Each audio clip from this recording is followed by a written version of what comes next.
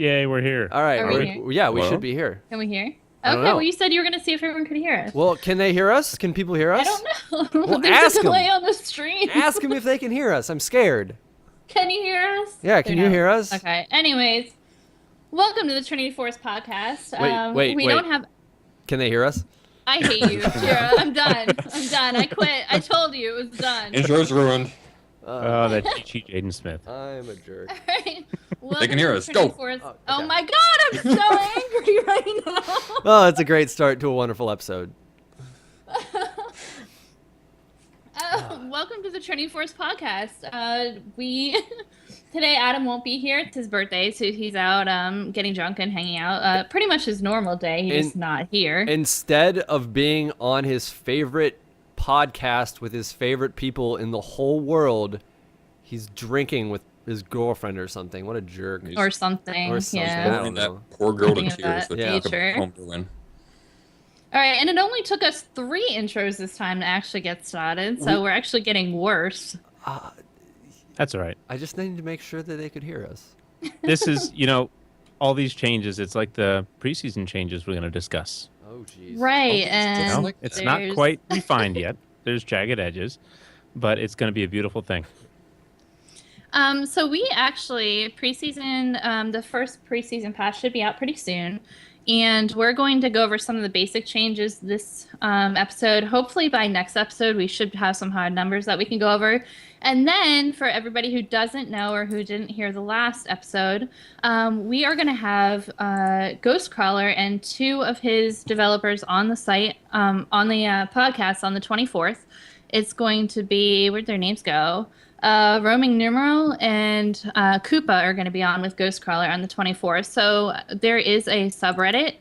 It is the subreddit is T-Force Network, and you can go on there. There's a thread for a follow-up return questions for Ghostcrawler. So if you have any questions, that'd be a great place to put them. We're going to go ahead and try to ask as many of those as we can when he comes on.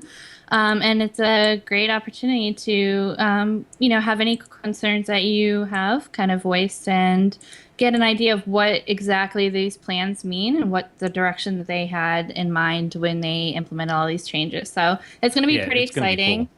Yeah, we had we've got time to sit there good and pick time. Ghostcrawler's brain. Just sit there and have him respond right then and there with the 2 devs, so to back him up. So he should be a little bit more forthcoming, I'm hoping, with information, having 2 devs there to fall back on. So let him loose. Go to that Reddit thread. It's in T-Force Podcast Network. It's a Ghostcrawler question mega thread. Check it out. We'll probably put a link here in the MP3 when we release the podcast. And that's next Monday, in a week from now. next Monday. Yep. Sure is. Week hype. Can't wait. Yep, so it's really exciting. The other cool thing that we have going on is this week, all of the battle arenas will be giving away prizes. It'll either be a T-Force t-shirt or $10 in RP, depending on which one you play in. There'll be different categories that you can win: best play, most improved, most spectacular, something. And there'll just be a lot of opportunities for that. So get involved with that. It's a great way to learn. We're actually short on people for bronze battle arena because everyone keeps getting promoted to silver. So that's a good thing. It's a great thing. And it's really exciting. So come, and if you aren't playing in it, then come support. Our casters do a really good job, and we're really lucky to have people so dedicated to the community. So just do what you can and come and support the people who are playing in it and the people casting it. Other than that, I think that's pretty much it. Today and on Wednesday, we're going to be covering as many of the changes as we can, so we have a good groundwork for when Ghostcrawler comes in. Other than that, I think that Let's I get don't into know, either preseason. right, yeah, either Cheer or Declaw. Do you want to start out since a lot of the changes are jungle related? Sure. Start it out, boss. Well, I think we should just start out talking about the neat little effects you get for smiting each big monster in the camps that's going to come along. So it's pretty interesting in the preseason. Now you have it gives you some idea of strategy when you're working your jungle route to decide what kind of buff do you want. And we'll explain what the buffs are so you can make your own decisions. The Merc Wolves, those are replacing the regular wolves in the same spot. Now when you smite the big Merc Wolf, there's this green little wolf spirit that will leave him and head towards the blue buff area right around the corner. It'll last 90 seconds. It provides vision around it for you, and it's invulnerable, so you can't kill it. Just run around. If left alone, it will simply sit at the intersection between the blue buff and the Merkwolf camp, that little spot where you always throw a ward. Well, now you have a little free ward for 90 seconds. It's pretty cool. You know, he kind of runs around.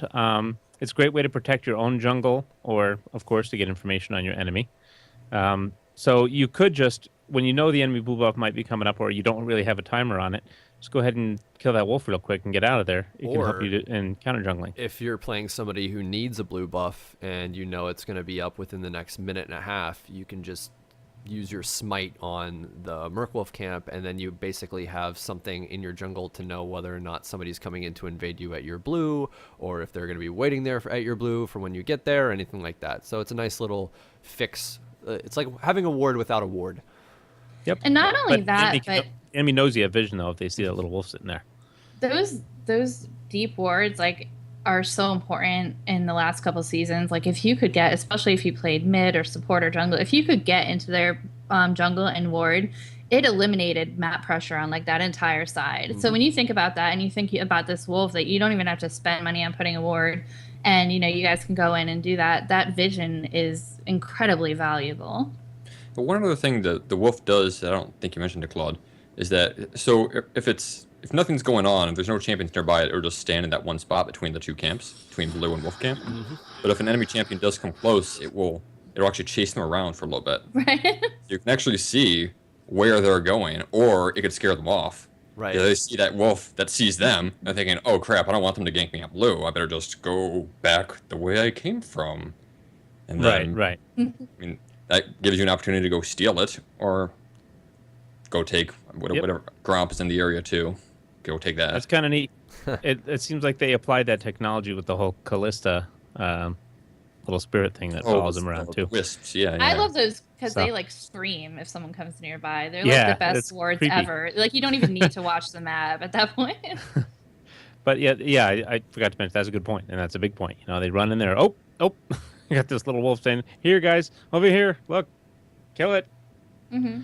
So it's kind of neat, and you just have to smite it. You don't have to kill it, right? You just hit it with smite, boom. The first time it's hit with smite, yeah. But I don't know. I think that the wolves have to die before the ghost comes out. I haven't seen that, actually. I haven't seen anyone just smite it and walk away. I'm not sure if you have to kill the camp or not. You would think that a ghost dog, you'd have to kill the... Well, I mean, I assumed all the buffs worked the same way, where you could just smite it. Like, I imagined someone counter jungling and then just running by a camp and smiting something for the buff, and then just walking out. You know, or smiting something while they're attacking it to get the buff before they last hit with the smite. Yeah, it mentions, note that you don't have to kill the camp to gain the buff. You only have to smite the big monster in each camp. All right. So, okay, cool. Well, yeah, so that's take that as you will. So, whoops. That's the Merc Wolves. I wonder how many times throughout the phase of the game this buff will be used. Will it only be used mid? I'm thinking only mid and early, because once you get to late game, I mean...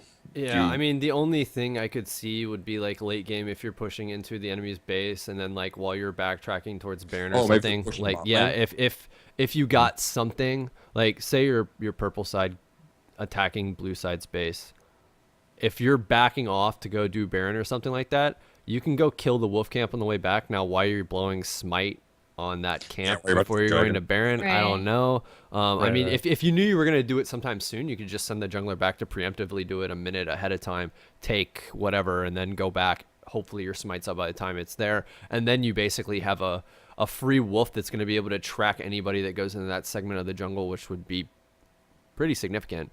I'm thinking you could also do that if you're purple or blue side pushing purple space in the bot lane. I mean, you could go to drag that way, and then or you could go to drag, but you could also that wolf can just watch your flank, so they don't engage you while you're. Oh, that'd be great for all those people that love to just split push solo AD carry bullshit like we've seen happen. But it's going to be really important to learn to manage smite, especially for people who haven't done that in the past. When you're having to choose between like 5 different camps and what you want to use and what buffs you want to utilize, it's going to be really important to make sure that you're making the most out of that smite cooldown, because it's really easy to blow it and not even think about it and then be like, man, I should have done this instead. Yeah, it seems like you there's don't going have to be to so kill many it. things.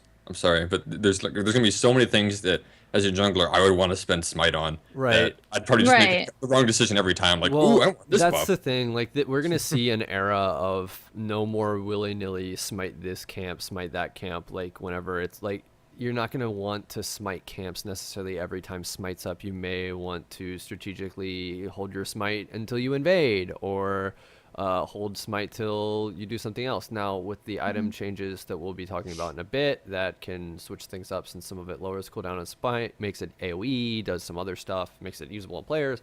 But yeah, Well, I think you know what? There's a way you can get everybody to take smite. that's true. 5-man smite. Everybody smite the one you want. There Smite is the a wolves constantly. There is a possibility that you'll start seeing other lanes like mid lane. I Yeah. know Adam was saying that mid lane he was thinking would probably start taking smite, and it's definitely an option, especially with if you have a mana intensive mid laner who's probably going to get blue anyway. You might see that, or you might see your mid laners helping out your jungler a little bit more and kind of going and helping on those invades. Just if you can get two people to go in, you can take wolves, you can take the blue. Even if you don't take them, you can smite them. That might be worthwhile. You lose lane presence, so you're going to, anytime you do something like that, just like when teleport became consistent in top lane, you lose a lot of kill potential when you're not taking ignite or something like that. But it's all a give and take. So if you lose that kill potential, you may be gaining a lot more in terms of the buff that you're getting from taking the smite. Yeah, we'll see. We should move on to the Krug so we can start seeing what kind of Yeah. strategies and decision making you have to do with Right. that smite. The Krugs, those are the golems. They're going to replace those two golems. Not the blue golems, but when you smite the big Krug, you'll get a buff that stuns jungle monsters every first and fifth attack, and you can end the duration by auto attacking an enemy tower, which will deal bonus true damage to it. So it gives you a little bit of jungle and a little bit of lane presence with that. So you're doing true damage to a tower real quick, which is nice, but you'll lose your buff, Right. that little Krug buff. So that's a neat little decision-making thing when you put split pushing.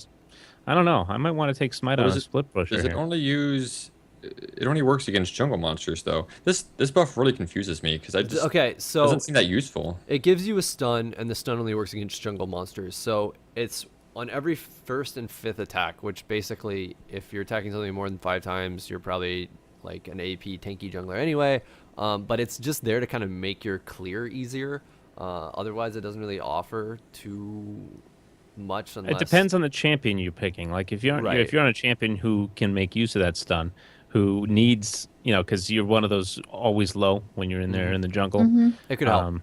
Right, it could help you out a lot. So, and then it's got that late game use for you get the buff and then you run and you start beating on a turret and you do true damage to it. It doesn't say how long this lasts until, like, I don't know what the duration is. Right, we don't have the numbers. We don't have the numbers. But I could see this being pretty good in, say, your blue side, and you're going to go, like, say the enemy bot team's low, so they're back at their turret or whatever, and you're kind of looking to maybe 4-man gank or their turrets or anything like that. You can just pick up those golems on the way, go and help finish off that turret really quick, get your team some gold, and then your smite probably up by the time you go to do dragon. Pick up even more gold. You can do things like that. I'm anticipating that the true damage that only applies on one attack will actually be a significant amount. Yeah. Otherwise, why bother? At this point, again, we don't have the numbers, so we can't really specify like, oh, it's going to do 1/10 of the turret's damage. But whether it's viable to attack the turret with it or not. Yeah, I mean, if it did like a big chunk, then I could see. Yeah, that would be huge. You could do some pretty especially interesting stuff. mid-game. I feel like that true damage, because the armor, they have that extra boost early in the game, things like that. I feel like that tower damage is going to mean a lot more mid-game. Right. And that would be maybe the ideal time to take that. With a lot of the other camps that we're going to go over in a little bit, I would think that even with the clear, you're going to help clearing your camps, you're going to find better buffs to use your smite on to help you clear your jungle than that for early game anyway. With the next camp coming up. Right. I mean, this doesn't sound like it does damage. It just stuns the monsters. It just does a stun, right. But I mean, sometimes a stun can be enough to get off another wave of abilities, or if you're using or if you're just taking a ton of damage. Yeah, I mean, if you're using it on like red or blue, depending on how long the stun is, That's that could help you out a ton. It would also be nice if they stunned Dragon and Baron. Yeah. But I don't think anything stuns Dragon and Baron right now. So they also haven't, like you mentioned, you don't know how long you have that buff on. Right. So if you can use that and say go from there to red to the frog to Gromp, you know, those are big monsters that do a lot of damage. You can negate a lot of it.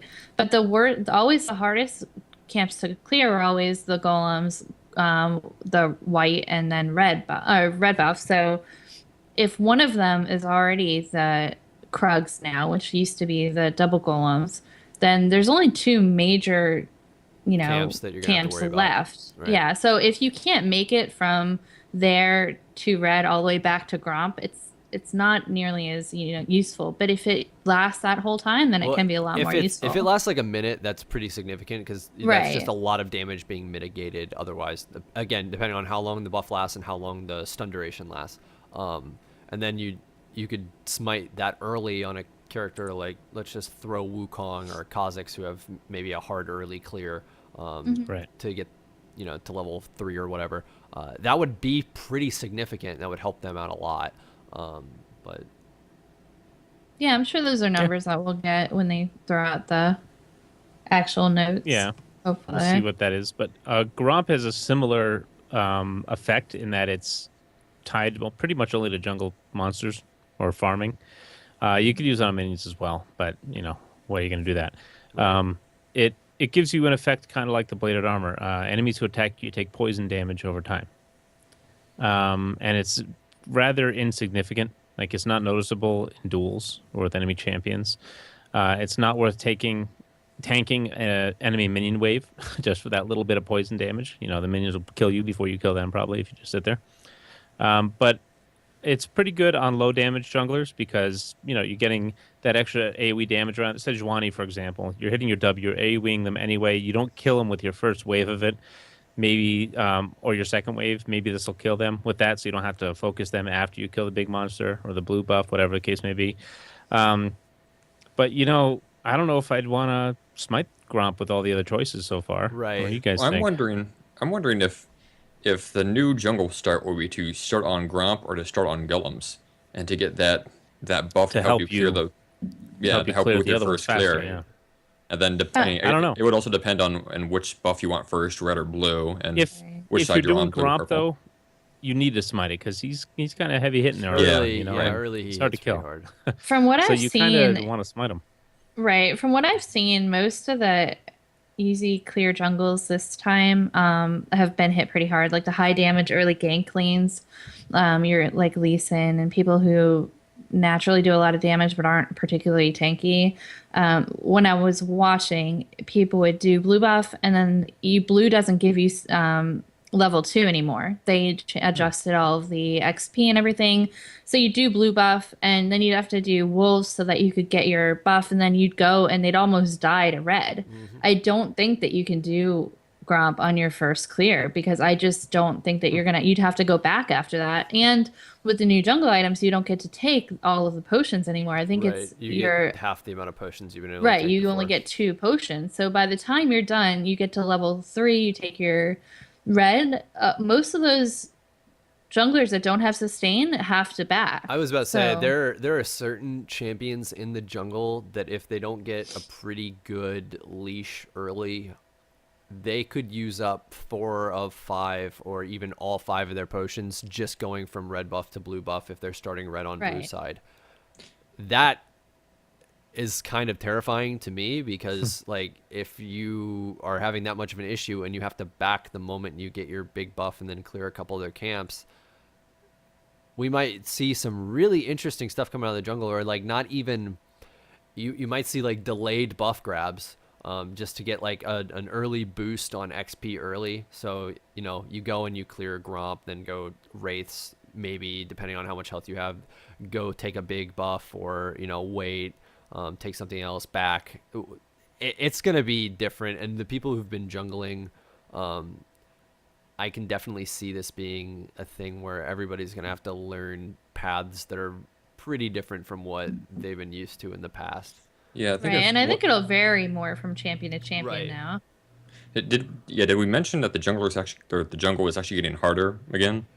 Whereas the minions are going to have more health and do more damage. We should back up to that, yeah, before we go over the rest of them. Which is funny because it seems like Riot undoes this and then redoes this every other season. Yeah, like, oh, the jungle's too hard, we're going to make it easier, and now the jungle's too easy, and then make it harder again. Right. I mean, during season 4, you could jungle basically anything you wanted. Mm-hmm. Season 3, a bit harder. Season 1 was a monster. People were dying left and right at buffs. You needed a dedicated rune page, and if you don't have the runes, screw it. Well, what they're trying to do is they're trying to be more proactive in making room for improvements. They admitted that every season they kind of make a change to correct the last season, and they kind of overdo it. So then there's new problems, and they don't really have a plan in place to fix it. And that's part of why they're doing this with the buffs. They're giving you different options in the items, and that way, because what happens is one clear front runner always comes up like every season. It's like, this is great, and this is the only way to jungle, because if you're not doing this, then you're not being as effective. And like right now, this season we've had several different things where there was one point where, like, if you didn't have an early ganking jungler, you were not winning your game because you had to have that presence early. And they're trying to make it so that they can tweak different kinds of junglers without having to completely redo the jungle, so that they don't have as much back and forth with it. Yeah, I think it'll be like nostalgic the old days. Do an opening camp first, and then do your buff camp. I think that's how it's going to be. Start Krugs, then go to the red. You're stunning the red, helping you kill it. And again, or if you don't use smite on Krugs, depending on how long that stun is, like let's say that your first attack stuns it, and you get to smack it 2 more times during the time that it's stunned. That's a lot of damage being mitigated. Yep, maybe like you were saying before, get the Krugs, then use that stun buff to get the wraiths down, and then maybe by then your smite's almost up, you get the red. Right. Well, I wanted to ask. Okay, sorry. If you smite blue or red buff, you gain a benefit now. But do you need to smite them in order to gain the actual buff that we have today? I don't think. No. They have a separate benefit that's just for smiting. So you could smite a different camp first, and then go to red or blue, and I guess cross your fingers that the enemy doesn't invade you. Right. Yeah, you could, and then. But smite still does a significant amount of damage. Right. So say that you just smite Krugs so that you could get the passive or the buff from just smiting it. Well, then you don't have that damage to use on red or blue. The buff that you get for smiting red and blue, if you smite red, you just get a bunch of health back. If you smite blue, you get a bunch of mana back. So it's like... this is kind of weird too, because now you could see it like, oh hey, I'm low and running through this part. Like, say you took your blue buff already, you're on your way to go top, you're sitting at 3/4 health, and you want to really make like their jungler is probably going to gank top lane. You want to be up there to help out your top laner when there's a gank coming in. You could run by red, smite it to get some health back, and just like drive by and get up there and help out. Yeah. Or if you're escaping and they're chasing you through your jungle. Right. I mean, how pissed off would you be? You live because of the smite deal. That's like what I used to do with Olaf all the time. I would hit my W, then smite a monster, run by, and it would give me some health back. Before, when it was spell vamp. Let's talk about raptors, because we kind of skipped over them. Right. They replaced the wraiths. They're these big, fat-looking little dodo birds. When you smite the big raptor, you'll get a warning the next time a ward spots you. So it's almost like a free sweep on a ward, but it directs you to that ward. It isn't just that it's a free sweep. It's a free sweep that lets you know where the ward's where at. It is. Exactly. And there's no risk. You don't have to guess. Yeah, there's no guesswork. That's kind of cool. You gain vision of it. It's got the little exclamation point over your head, like when Rengar's ulting you.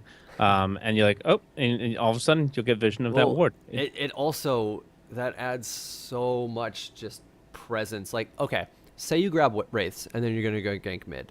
And you know that there's a ward in mid, and you see the ward, you kill the ward, you know the mid laner doesn't have any wards, and they know that you are in that area. They're not going to be anywhere near that brush if they're smart, and if they do go near that brush, you can just go kill them because they don't know you're there. Like, that adds way more mind game potential, not just in the fact that, yes, you're denying the enemy vision by being able to go and get a ridiculously easy to get basically sweeper that just applied to you, which is awesome, but you can do some really interesting stuff. Like, screw it, hey, I'm playing somebody who can aggressively counter jungle. I'm just gonna go grab this before I go into their jungle. You go in there, that they're warded in that spot. You kill the ward, and then you come back and counter jungle them in a minute. Like, right. And if you're playing Samsung White and they're deep warding the shit out of you, you kill it. That'll help you clear. Yeah. Well, that's one the of the thing. wards. Like, sweep another one. Say they even have that brush next to your own Wraith's jungle. warded. You just smite Wraith. Oh, they have that warded. Well, Yeah, now bam. I'm gonna deny them vision. Like that. That's big. Like, that's awesome. Yeah, I think it's gonna be a very highly contested jungle camp. It's funny because for the most part, people don't necessarily like to smite what. I mean, I guess they're the Raptors now, but what were former the birds formerly known as the Wraiths.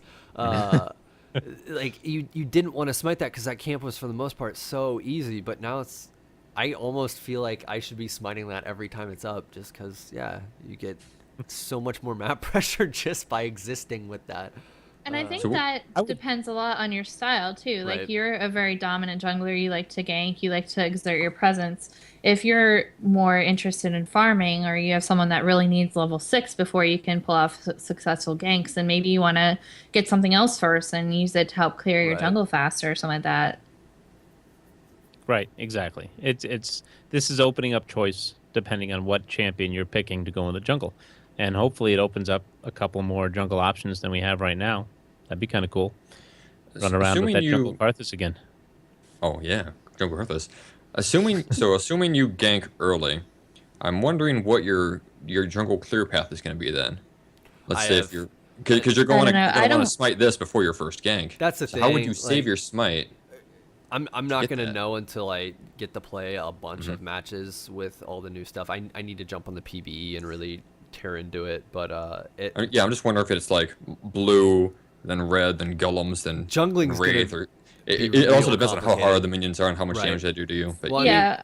I don't think you can gank nearly as early as you could. I think they Right. purposely put an end to that. That was one of those things that they were trying to combat. you might not see like the level 3 ganks that are kind of expected Standard nowadays. now? Yeah. I mean, for the most part, people just go one buff to the other, get level 3, go look for something to gank. I mean, that's been kind of the story I mean, to since the the end of point season that 3, but Yeah, I mean, Yeah. right now ganks are to the point where like at certain times to back off, because if they started a certain buff, they're coming for you, and Right. it's usually at that level 3 mark. So this will change a lot in terms of that early game mindset. Yeah. Yeah, so there's also some insight here. You want to clear the jungle quickly. Krugs or Gromp are the ones to smite, because those help you jungle faster. If you want to focus on counter jungling, get those Merc Wolves. If you're going in their jungle, grab that, keep track in there. Or you can get the Raptors, so you can help clear some wards. You're trying to kill the enemy jungler. It says smite the Raptors. Make sure you're not walking over wards on your way to the Merc Wolves. So that's a good way to. I guess that is pretty good to give yourself a heads up. If you are being risky, it can take away some of the risk while you're running around the enemy jungle, which Chira likes to do a lot on douche deer. So I'm not sure what other buff you would try to spite and get if you're counter jungling, right? Because it doesn't sound like the Gromp buff is that potent against enemy champions. Not against enemies. it might be one of those things where if you're going into the enemy jungle, you either want to get wolves when you know that they're on the other side of their jungle. That way, like, you have vision of them when they come to the side of the jungle that you just counter jungled, but that would require you warding up the side of the jungle opposite of where you're going to be. Right. Plus, when the wolf howls and jumps at them, they might flash out of panic, and Do we know what the cooldown on Smite is going to be? It's going to be, what was it? 60 seconds? I think it's from 40 to So you yeah, could- it's 60 seconds from 40. So if you're gonna level 1 invade, you could smite your wolves and then go and do your invade in their jungle, Yeah. So depending I on guess how long that lasts. if you like to gank a lot, obviously we talked about it, the Raptors. Right. If you're ganking, you want to get rid of the and like the mind games Chichi was saying, we've mentioned it before. Bot lane, the enemy bot lane is pressuring the crap out of yours. They see you clear that ward in that bush. They don't see you leave because they didn't ward it again. They kind of back off a little bit, eases up the pressure. But let's say you're a Feral Flare jungler and you just want to farm that really fast. Of course, you go Gromp. Or you Well, it's could, not Feral if Flare you anymore, but there's an equivalent right, sort of item. right, whatever that is. Right.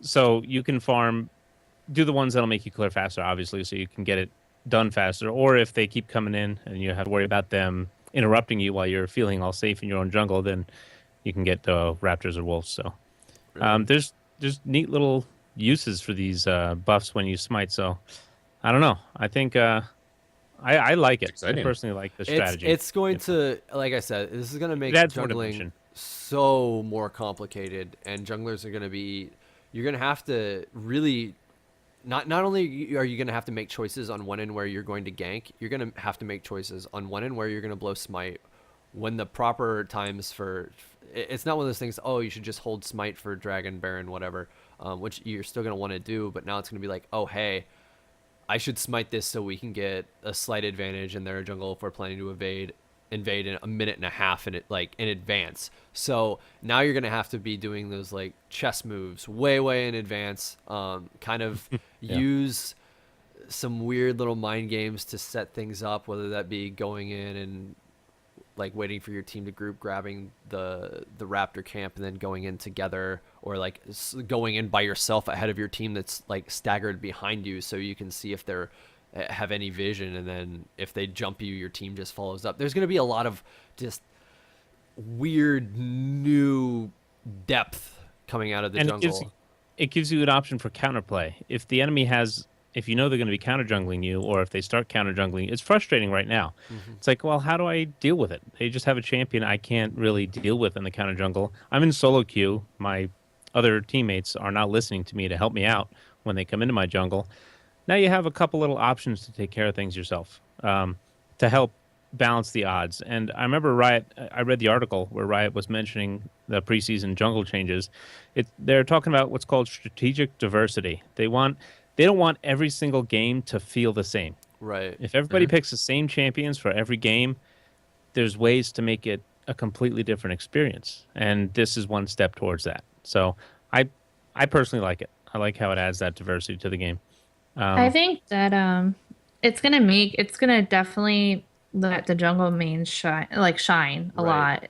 If you Jungle was always a very strategy reliant position, but if you didn't know how to jungle, you could kind of fake it. You pick like a tanky jungler with lots of CC, and you just build tanky, and you Yep. just hope for the best. That's what I did. This is gonna let people who main jungle, who really develop those strategies and know their position, really make that extra pathing. difference. Well, And it's going to set them apart from the people who are just stuck in there because someone else didn't pick it. I was about to say, this makes the people who jungle all the time, it gives them a really big advantage just in knowing how to clear things and knowing what buffs to grab and just knowing or being way more comfortable in the jungle. It's really going to punish people that are inexperienced if you have an experienced jungler on the enemy team. So we're going to be seeing Practice. Once this hits, it's not going practice. to be as big of a difference, I guess, at like bronze and silver. If you're a really good jungler in those divisions, you might be able to carry harder than before, just because now you can completely shut down an enemy jungler and completely make it almost a 4v5 because you took them out of the game. But even like at higher levels, say you have that person in gold that is just sort of a journeyman jungler that's done it, they can do it on a moo whatever, that's fine. And then you have somebody who really knows what they're doing on Elise, Lee Sin, anybody who can be aggressive. I have a feeling that aggressive counter jungling is going to be really strong just from what the new jungle items are looking like at the moment, or at least strong duelists are going to be very powerful. So there's going to be a lot of, it's going to be a whole new jungle. It's a whole new jungle, a whole new game, and people are going to have to like really get up to speed on what to do, or else they're going to get crushed by the people who do. And you know And what? if you're not If that wasn't ahead. enough, I was going to say now there is a new thing called a scuttle crab.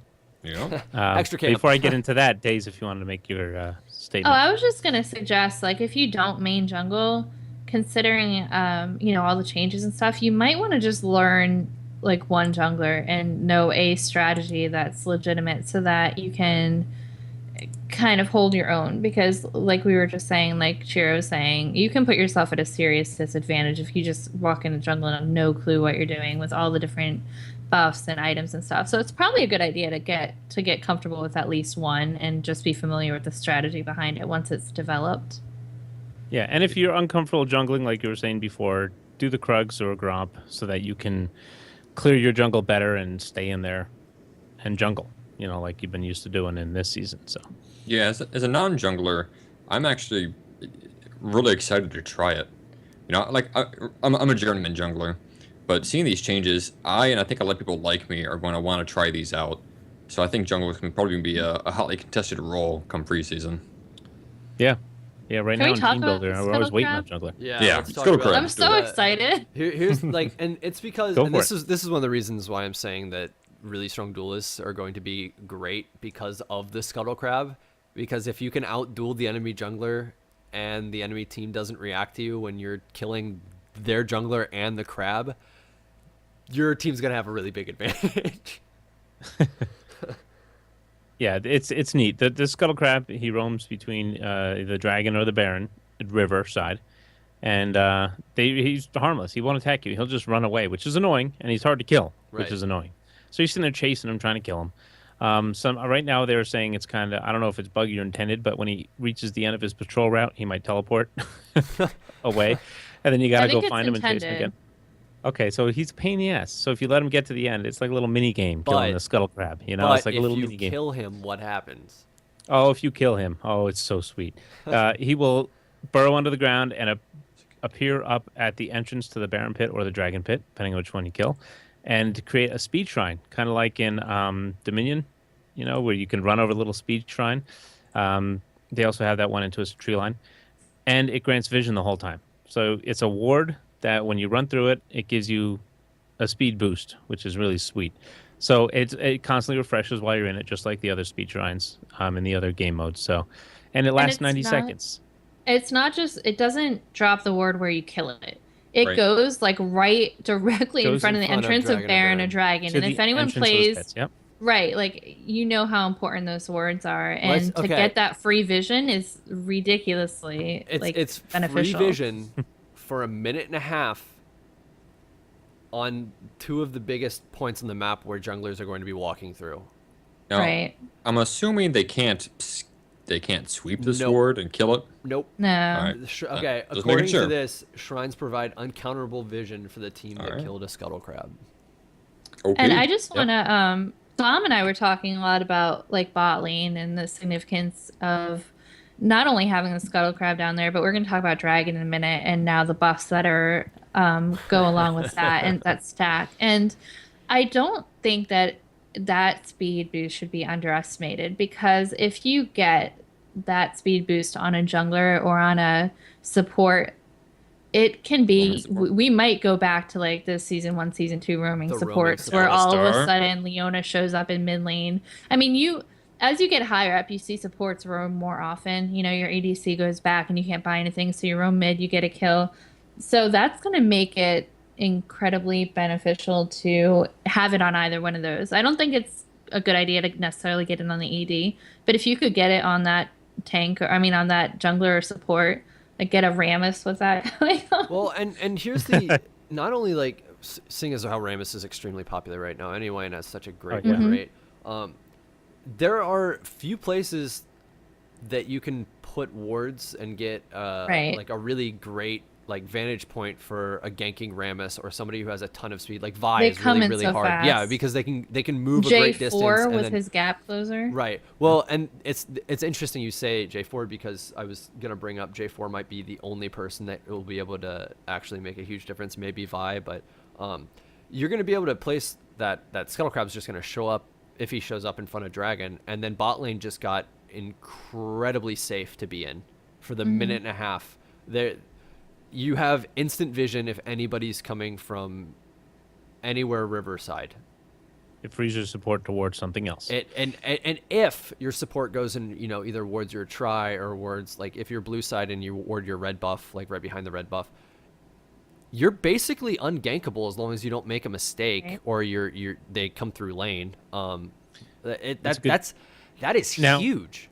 Here's No, something. but imagine giving it to the enemy J4, where now all of a sudden he can run in and you can't react fast enough because he's running Right. faster, Well, and now he has his gap closer. And here's the thing. Let's say you do kill the Scuttle Crab. I'm looking at it right now. It looks like it doesn't reveal the dragon or the Baron. Just that spot. No, just the entrances. Right smack dab in the middle entrance, which might give you a false sense of security. Like, okay, great, we've got dragon covered, and then you got that J4 sneaking in behind, doing that little cheeky kill on the dragon, that just flashes on the other side of it. Says, "Fuck it, I'm gonna kill it." It's you still have to be aware of the inside of the pit, but also, let's say the enemy has this, and you're Fnatic and you're Expeke on Syndra, and you're going and you're doing your acting where you're throwing your spheres and pretending you're attacking Baron, but your whole team's waiting in that little corner, not attacking it. You're like, oh, they're doing Baron. You know, that could facilitate even more. You might want to let the enemy do it if you have those little tactics set up. So it's kind of cool. I like how it doesn't reveal the monster camp itself. It's just that big spot covering the entrance.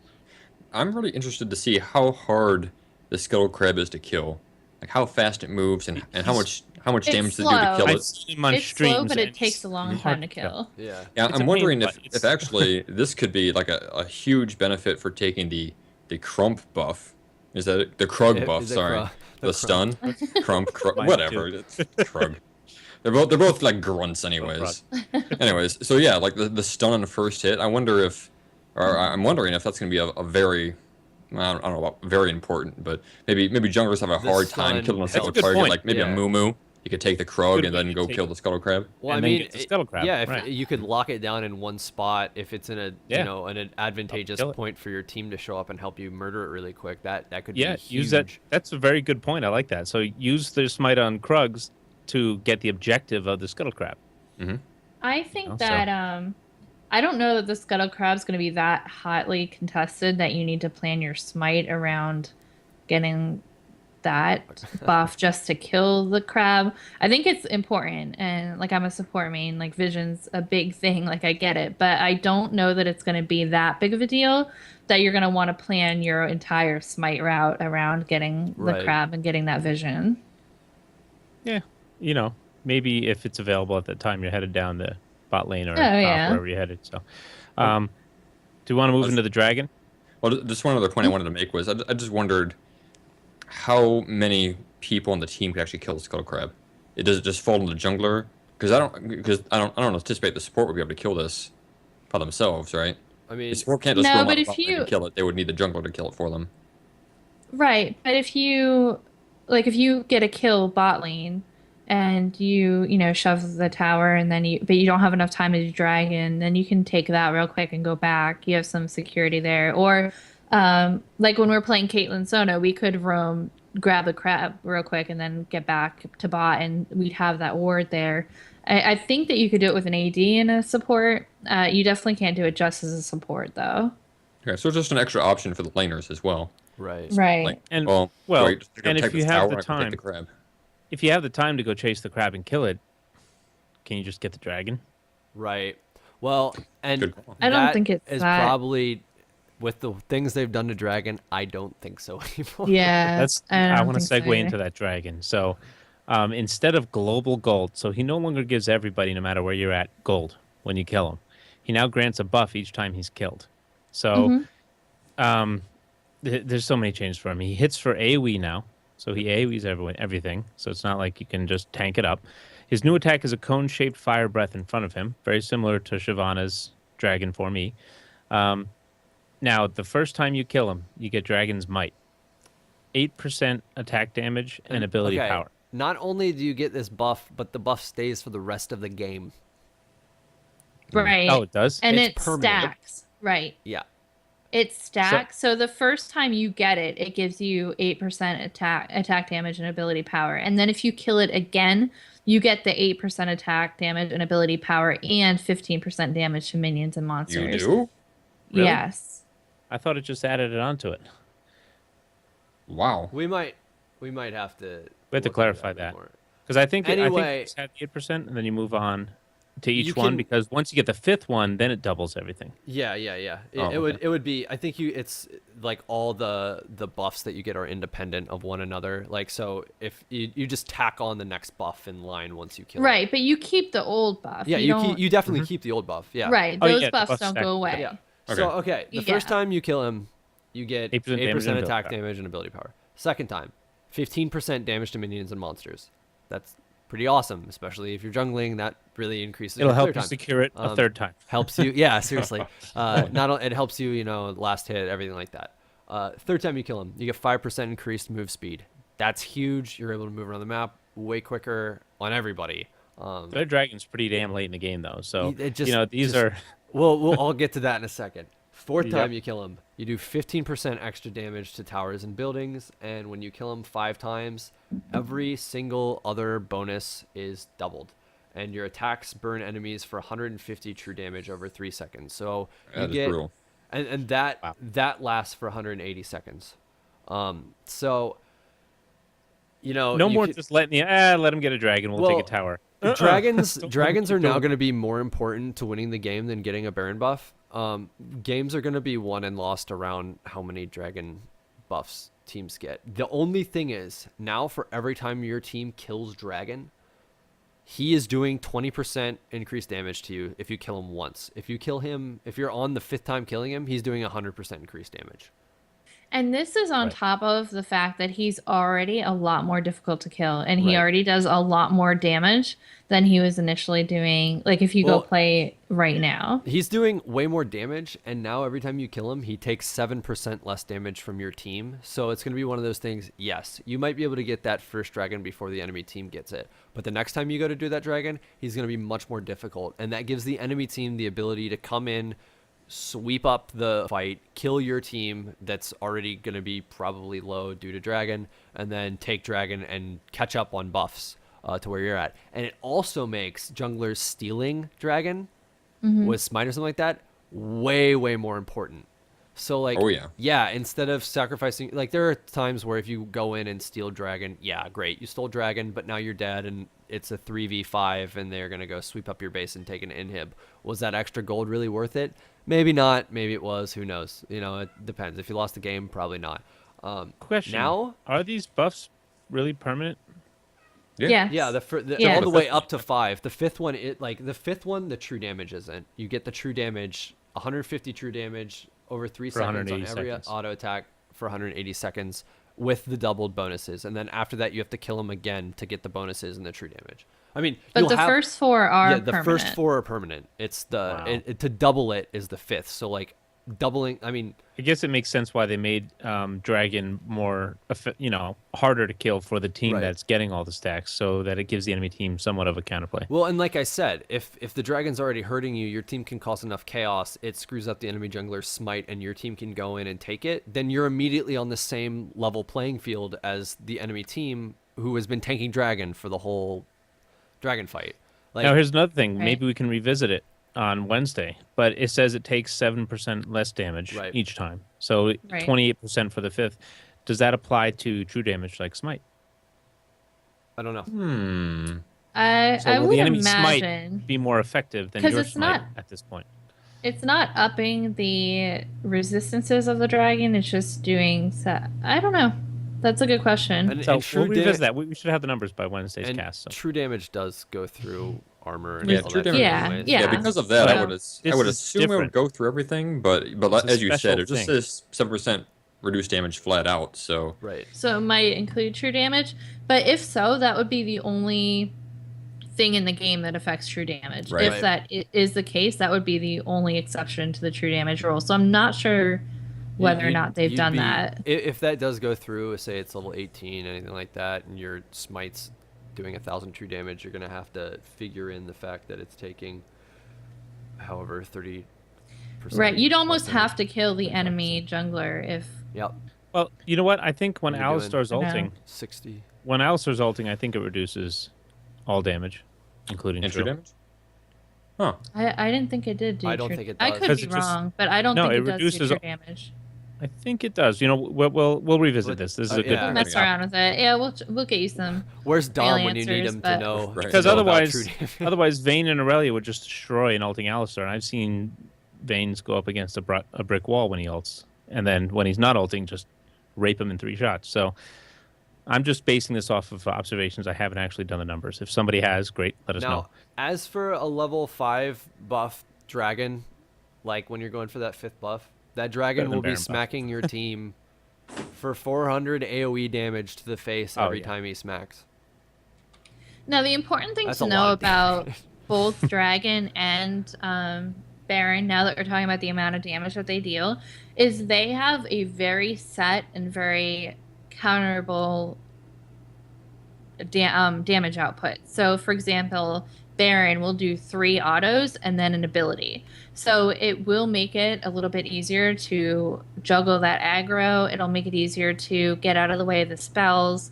And that's where a lot of that knowledge comes in. Like if you have the knowledge and you take the time to notice those sort of things, then you'll be able to take a lot less damage when you're doing these monsters. That's a good point. It's easier to telegraph. I guess they telegraph. I mean, right. you want to move into the Baron now since we're here and talk about the changes there, Dave? Sure. Or?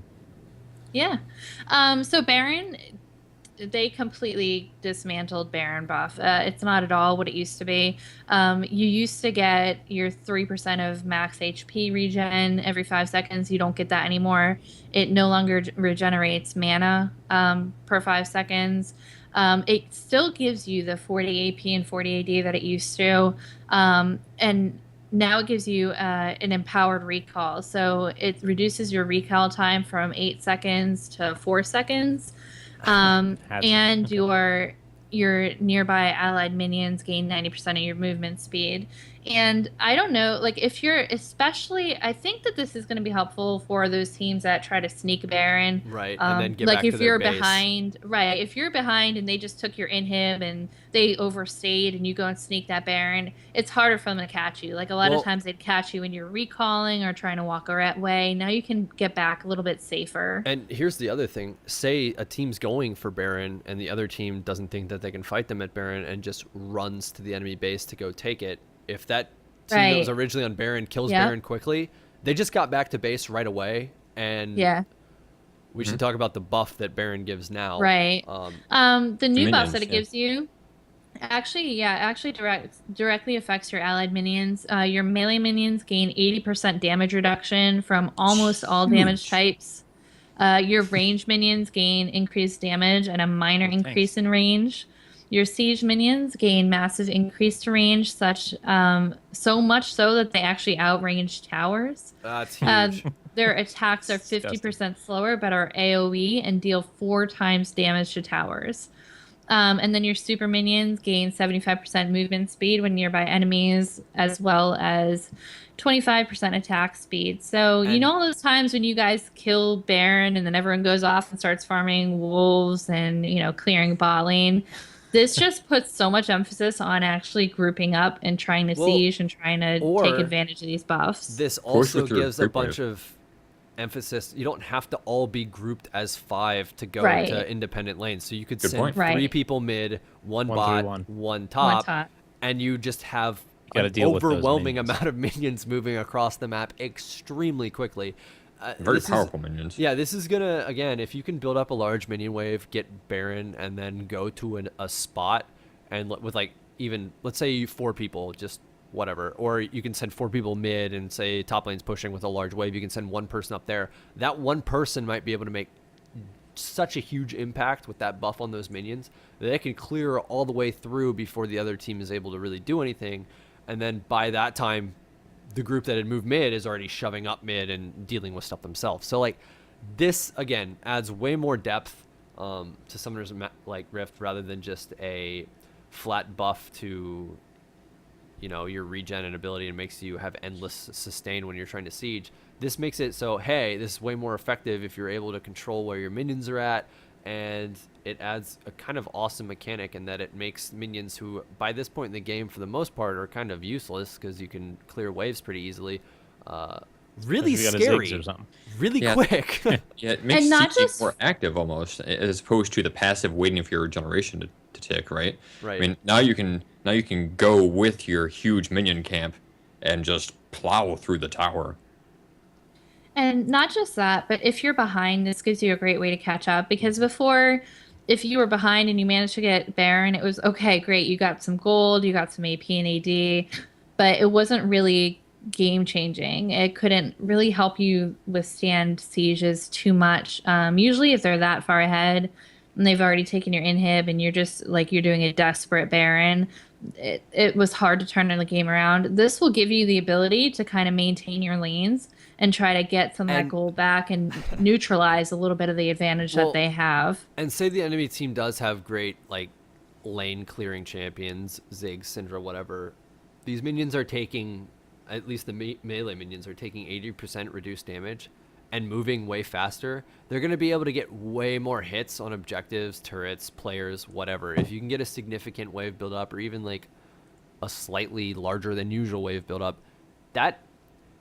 they're so much tankier. They're moving way faster. It's the difference of giving you the time to kill something while it's on its route to you.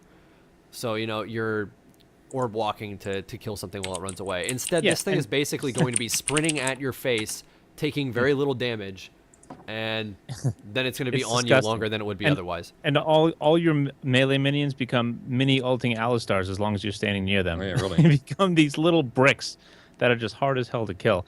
But it's important to note you have to be somewhat close to the minions. So you got to be there. You got to have that presence, obviously. So it's used and encouraged to push in and try to crack that tower wall. In a way, this is weird because it gives those really tanky champions that, okay, let's say like Singed, Shen, who can make it to the team really quickly.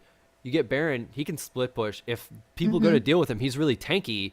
He has a big wave with him. Yep. He can sit right in the middle and live for a while. And say they go to engage on his team, he can just get to his team right away. So there's going to be some weird stuff because now you're not going to just, oh, hey, you have a Tryndamere that can split push, or an Udyr, or anybody else that is a really strong auto attacker that can clear turrets or objectives or whatever quickly. Now, if you have Baron, a tanky person can do it because they're empowering their minions and they're not going to die while they're around. And in them not dying, the minions aren't going to die because they're super minions. I predict right now the new meta is going to be split push Shen, like you were saying, with Banner of Command. With Banner of Command. Oh, Jesus. Oh, my God. Wow, I didn't even think about Banner of Command. Yeah, to put into perspective how powerful this buff is, I know that we've all at some point been trying to defend our Nexus and almost died to super minions before. The super minions take 70% reduced damage and gain 40% damage. Now you're talking about the preseason changes where all of a sudden your melee gain 80% damage reduction, and then your ranged minions have increased damage, and your siege minions have 50% or have the 4 times damage to towers and AoE and stuff like that. If you just, next time you go into a game before this preseason rolls out, just take a look at how much damage those siege minions are doing to towers and to enemies, and then just imagine that with this buff more on it. Yeah, so it's pretty cool. I still think the 5th dragon buff is way better. Than Baron, right? Yeah, I wanted to point out. I wanted to point out that the enemy team's so fucked. Yeah, what you were saying earlier, Days, is that I think, like what you said, Baron's gonna be better to take when you're behind because you can pretty much stop their push dead of their tracks. But if you're ahead and you have 4 dragons under your belt, I think you're gonna want to go for that 5th dragon over the Baron. Like, that's gonna be a more. But that's a buff. Real late game. Well, that's a really It's not even that. That's a really late game. That's a really late game, and you have to be ahead enough. You have to be so ahead that you're confident that you can deal with a dragon smacking you for 400 damage to your team in the face every couple seconds, and banking on the other team not showing up and killing you. Yep. So I think high risk, high reward. Honestly, what I would do, and it's really early. The numbers aren't out yet on everything. These numbers that we're telling you now might change still a little bit. My thoughts on the strategy would be to go and take the Baron, use it to shove your lanes, and then go get the dragon buff, because then they can't really do anything about it. Your minions are, knocking at their door. I think that it helps a lot to get the Baron. Like, it makes the dragon, this buff makes it dragon relevant all game. Like it used to be where you hit like 35 minutes and people stopped caring about dragon because you only got, a couple hundred gold for it. You stop needing it. And this dragon does make it, the buff makes it worthwhile all game long. But I think that getting Baron could be really important, especially against certain comps. Like if you're against a comp that is trying to stall you out, or if you're against a wave clear comp, these are the types of things that are going to help you break that siege and really make some progress on these I different think objectives. What you said before, where you're behind Baron's an excellent one to take to help you get back in the game. I think even if you're ahead though, like if you and if you're ahead, definitely. If you're ahead and you can go take this and then you can go get some towers and then you can go get dragon, or I think that Baron shouldn't be underestimated. I know that dragon now has some really cool things on it, but I don't think that you should underestimate Baron or give it up, because again, if you're ahead, so say you're ahead and you go to take dragon and they go to take Baron, then I'm not sure that's a worthwhile trade. Well, and you also have to think too, if the enemy doesn't have any wave clear at all and you get Baron, right, you can just waltz down into their base and really mess things up. So like, and even if they have wave clear, they're doing way less damage than they would be doing otherwise. But you know what?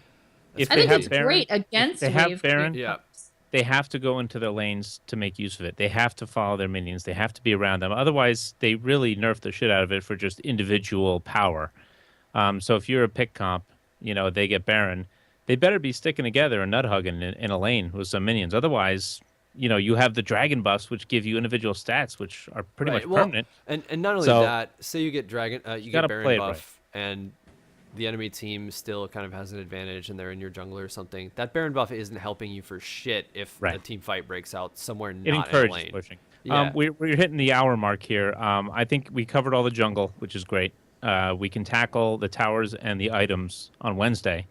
And hopefully this has given you guys some food for thought for next week's Ghostcrawler episode. Get your brains going and start thinking of strategies. Yeah, go to that Reddit thread. It's really cool. Click on that Reddit thread and check it out. Post all your questions. And, we'll be reviewing it and using it for food for thought. Maybe we didn't think of something that you guys did, and we want to bring it up to Ghostcrawler. So, so don't forget to post in that thread and then come back on Wednesday and we'll have the second half of the discussion. And don't forget to play in Battle Arena. So yeah, Battle Arena. Right. Don't forget to play in Battle Arena and get some free LP and or RP. Sorry. Yeah, I wish we could give away LP. That'd be great. You can get some free RP and some and a t-shirt. So go ahead and remember to join us. We'll post all the information when we post the podcast. All right, guys. Anyway, we love you and good night. Good night, Have a good night, guys. See ya. Peace.